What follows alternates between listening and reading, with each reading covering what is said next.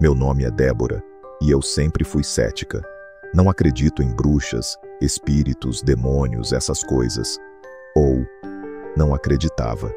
A história aconteceu em 2019, quando nosso grupo de exploração recebeu uma indicação sobre uma casa isolada numa área rural entre duas pequenas cidades. O lugar era conhecido como Casa da Rita Sussurrante, uma mulher que, segundo moradores antigos, fazia rituais, conversava com as paredes e desapareceu sem deixar rastro nos anos 80. Ninguém morava ali desde então. A casa ficava numa colina baixa, cercada por árvores tão antigas que pareciam tocar o céu. Quando chegamos, já era quase fim de tarde. A construção era pequena, com telhas quebradas, janelas tapadas com madeira e uma porta que parecia ter sido arrancada e recolocada à força. No chão da varanda havia um círculo de cinzas, como se alguém tivesse acendido uma fogueira ali há pouco tempo, mas o cheiro era estranho, doce demais para ser de madeira queimada. Entramos com as lanternas ligadas. No interior, tudo era sufocante. As paredes eram verdes de mofo, mas havia partes onde o mofo parecia afastado, como se alguém tivesse passado a mão recentemente. E nessas áreas sem mofo, encontramos algo que nos gelou. Marcas de unhas, não uma ou duas, centenas, algumas tão profundas que pareciam ter saído sangue. Mais estranho ainda, estavam organizadas em padrões circulares. Enquanto analisávamos, meu amigo Lucas começou a chamar baixinho. Gente, vocês estão ouvindo isso? Ficamos em silêncio. A casa inteira estava parada, sem vento, sem estalos de madeira, até que ouvimos um sussurro vindo da parede da cozinha. Não dava para entender palavras, parecia alguém falando debaixo d'água, uma voz acelerada, como se conversasse com alguém. Mas só havia nós ali. O som mudou de lugar. Foi para o quarto ao lado, depois para a sala, como se algo estivesse se movendo dentro das paredes. Continuamos mesmo assim. Idiotice, eu sei, porque é isso que exploradores fazem. Gravamos tudo. No quarto, encontramos objetos antigos, potes de vidro com restos de ervas secas, escamas de algum animal, papéis rasgados e um colar feito de dentes pequenos demais para serem de cachorro. No chão havia mais marcas de unhas, mas desta vez elas formavam uma espécie de espiral que terminava exatamente no canto do quarto. E naquele canto tinha uma cadeira, virada para a parede, como se alguém tivesse passado horas ali, ouvindo o que vinha de dentro. No mesmo segundo em que a lanterna do Lucas iluminou a cadeira, ouvimos 3 batidas secas na parede, vindas de trás dela, fortes, rápidas, como se alguém estivesse respondendo à luz. Eu juro pela minha vida. A madeira tremeu. A casa começou a chiar, um som fino, doloroso, como o vento passando por um lugar que não deveria existir. Minha lanterninha ficou fraca. A do Lucas piscava sem parar. E então vimos. No teto, no ponto onde a parede encontrava a madeira superior, algo se moveu muito rápido. Algo escuro, curvado, com dedos longos demais. Foi tão rápido que até hoje não sei se era animal, humano ou outra coisa. Eu saí correndo para o corredor e o Lucas veio atrás. Mas quando chegamos à porta da sala, percebemos um detalhe que nos fez gelar. A porta, que estava aberta quando entramos, agora estava fechada, e não fechada pelo vento. Estava trancada. A maçaneta girava sozinha, como se alguém segurasse do lado de fora. Foi aí que o sussurro ficou claro. Não era um murmúrio sem sentido, era uma frase. Voltou, voltou, voltou. A voz parecia vir de toda parte, das paredes, do chão, do teto. Batemos na porta, chutamos, empurramos, nada. Até que, do quarto, ouvimos a cadeira arrastando, devagar, como se alguém estivesse levantando dela. Eu tomei coragem e apaguei a luz, achando que fosse alguma reação ao brilho. A casa inteira silenciou. A porta destrancou sozinha. Atravessamos o terreno correndo. Quando chegamos ao carro, Ainda dava para ver a casa no alto da colina. Uma única luz acendeu lá dentro, fraca, amarelada, do quarto da cadeira, como se alguém tivesse sentado ali de novo. No vídeo, mais tarde, percebemos um detalhe que não vimos na hora. Enquanto corríamos, o áudio captou uma risada baixinha, não humana, nem infantil, algo entre os dois. E no final, uma frase: "A próxima casa é a sua. Nunca mais voltamos." E até hoje, às vezes, quando estou tentando dormir, eu juro que ouço a mesma batidinha na parede do meu quarto. 3 toques, rápidos. Respondi.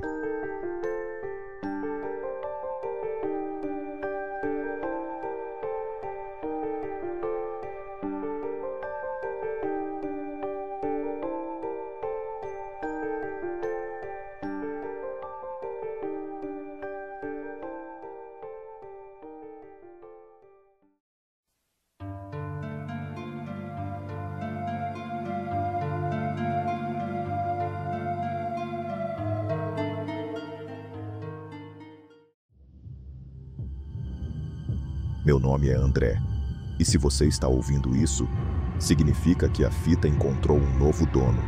Mas, por favor, quando terminar, destrua. Não deixe ninguém mais ver. Tudo começou há 2 semanas, quando comprei uma fita VHS chamada Registro 34, Não Entrar, em um grupo de exploradores urbanos. Diziam que ela tinha sido encontrada no porão do Hospital São Jerônimo, um prédio abandonado desde o incêndio de 2001. Só que aquele incêndio nunca apareceu em nenhum jornal. É como se alguém tivesse apagado tudo. A fita mostrava um corredor que eu nunca tinha visto nas plantas oficiais. Sem pacientes, sem médicos, só uma porta de metal marcada com um símbolo estranho, como um olho riscado.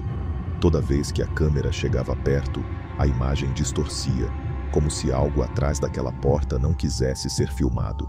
Eu não devia ter ido, mas fui.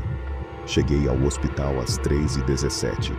O silêncio ali não era silêncio normal. Parecia um ar pesado, como se o prédio estivesse segurando a respiração. A porta dos fundos estava aberta, mesmo com cadeados enferrujados ainda presos, como se alguém tivesse passado por ali por dentro, não por fora. Entrei filmando. No começo, nada além do esperado. Azulejos quebrados, macas viradas, armários enferrujados. O cheiro de mofo rasgava o nariz, mas havia outro aroma misturado, algo quente, úmido, quase orgânico. O corredor que a fita mostrava ficava atrás de um painel metálico que parecia não ter sido tocado desde o fechamento do hospital. Só que quando coloquei a mão, o metal estava morno, como pele. Empurrei. O painel caiu, revelando a porta do vídeo. A mesma marca, o mesmo símbolo riscado. Quando abri, a temperatura caiu como se eu tivesse entrado num freezer. A sala era pequena, circulada por marcas queimadas nas paredes. No centro, havia uma cadeira cirúrgica virada para cima, como se alguém tivesse sido preso ali, olhando para o teto. Foi então que notei as pegadas no chão. Pegadas humanas, e outras que não eram. Segui o corredor estreito. A luz da lanterna piscou 3 vezes. Exatamente como na fita A, cada passo, eu sentia que o ar vibrava, como se tivesse vida. E então encontrei o primeiro corpo. Ele estava sentado no chão, de costas para mim. Quando cheguei perto, vi que a pele do rosto estava coberta por uma camada fina, esticada, como se alguém tivesse colocado outra pele por cima, sem boca, sem olhos, uma máscara viva. A câmera tremeu quando percebi. Aquilo pulsava, como se respirasse. Dei um passo para trás e senti algo atrás de mim, uma presença quente, alta. Quando virei, vi a coisa. Ela estava presa ao teto, com membros finos como cabos de aço atravessando o concreto. O corpo parecia uma mistura disforme de carne e ossos que tentavam se reorganizar. O rosto não tinha forma definida, mas no meio da massa havia algo me observando. Um olho improvisado, transparente, A criatura no chão virou lentamente a cabeça para a criatura do teto, como se estivesse esperando instruções, e então ouvi a voz. Você não devia ter visto, não saiu de nenhuma boca, saiu do ar, como se o hospital tivesse falado comigo. Atrás de mim, outro som, arranhões, passos irregulares, coisas se levantando das sombras que eu não tinha visto, como se a fita tivesse despertado todas elas, pelo fato de eu estar ali. A criatura do teto começou a se soltar, membro por membro, descendo com movimentos que imitavam humanidade. Um sorriso grotesco se formou no que deveria ser seu rosto, não com boca, mas com a carne inteira se curvando para imitar um sorriso. O que é registrado pertence ao registro. A voz ecoou, a lanterna apagou, a câmera desligou, e tudo virou escuridão. Só sobrou o som da respiração delas, várias respirações falhas, como pulmões inventados na pressa. Eu deveria ter morrido ali, mas elas me deixaram sair. Quando acordei, estava do lado de fora do hospital, com a fita nova na minha mochila. A minha fita, a gravação da minha exploração, pronta para circular. E um bilhete, escrito com algo que parecia sangue. Mostre para outro. A fita precisa ver. Então estou fazendo isso. Mas você, por favor, não volte lá. Não veja duas vezes. Não pause. A fita observa. E o que ela vê, ela reclama.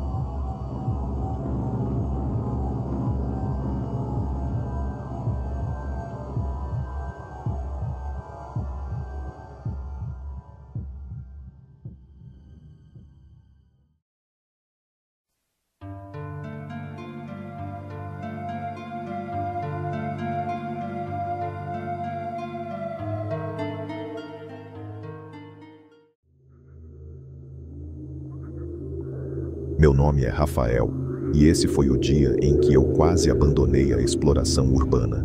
Tudo começou com uma mensagem anônima enviada para a página do nosso grupo. Casa abandonada no milharal da fazenda Ouro Velho. Nenhum ponto, nenhuma explicação. Só isso. A localidade existia no mapa, mas nas imagens de satélite só aparecia um quadrado escuro no meio de quilômetros de plantações. Nada que realmente identificasse uma construção. Parecia perfeito para uma expedição. Chegamos perto das 17 horas. O milharal fazia aquele farfalhar estranho, como se alguém caminhasse entre as fileiras. A estrada de terra terminava abruptamente e dali em diante só dava para seguir a pé. A casa apareceu do nada, pouco depois de uma curva. 2 janelas sem vidros, porta pendurada por um único prego e um telhado torto, afundado como se algo pesado tivesse ficado preso ali dentro. Mas o que mais incomodava era o fato de que a construção parecia inclinada. Não caída pelo tempo, inclinada para um lado, como se tivesse sido empurrada por dentro. Entramos filmando. O interior estava cheio de marcas que não combinavam com o abandono comum. No chão da sala, havia um grande buraco de terra que aparentava que alguém tinha mexido há poucas horas, talvez minutos. A cor da terra era clara demais para um lugar que deveria estar intocado há décadas.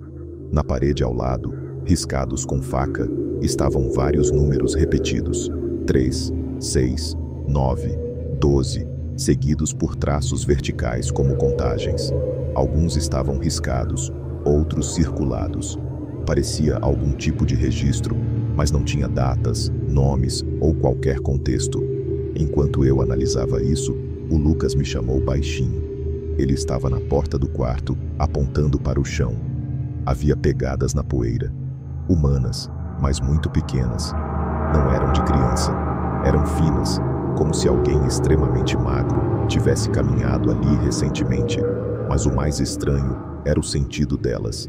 Iam até o canto da parede e simplesmente desapareciam.